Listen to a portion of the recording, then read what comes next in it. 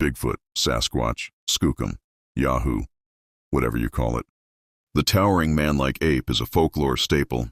From stories of Yeti in the Himalayas to wildmen in the Pacific Northwest, people have been talking about and trying to find the creature for ages. Occasionally, some form of evidence, like Patterson's famous 1967 film, emerges and either feeds our fascination or gets dismissed as a hoax.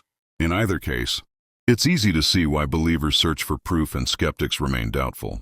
Through archival work and reports submitted directly to their website, the Bigfoot Field Researchers organization has amassed a database of thousands of Sasquatch sightings. Each report is geocoded and timestamped. Occasionally, even photos and videos of the alleged evidence are included. 313 sightings have been reported, from 1921 to 2013. Right away, you can see that sightings are not evenly distributed. At first glance, it looks a lot like a map of population distribution. After all, you would expect sightings to be the most frequent in areas where there are a lot of people, but a bivariate view of the data, right, shows a very different story.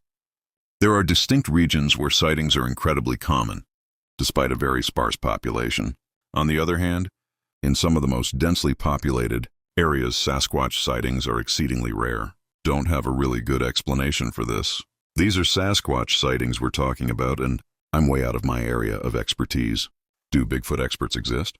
But it's clear that if the legendary biped is real, it's thriving out west. The terrain and habitat likely play a major role in the distribution of reports. Note, reports, not Sasquatch themselves. Even if Bigfoot wasn't lurking nearby, it might be hard to tell when surrounded by rugged terrain and dense forest.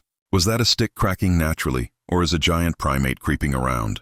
The desire to find or think you saw Bigfoot might be especially high if you've heard tales of giant, ape-like creatures calling the place you're in home. A combination of environment and legend likely combine to at least put wary outdoorsmen on the lookout. These environmental factors could be explored with a dasymetric map that accounts for the habitat and separates the wilderness from suburbia.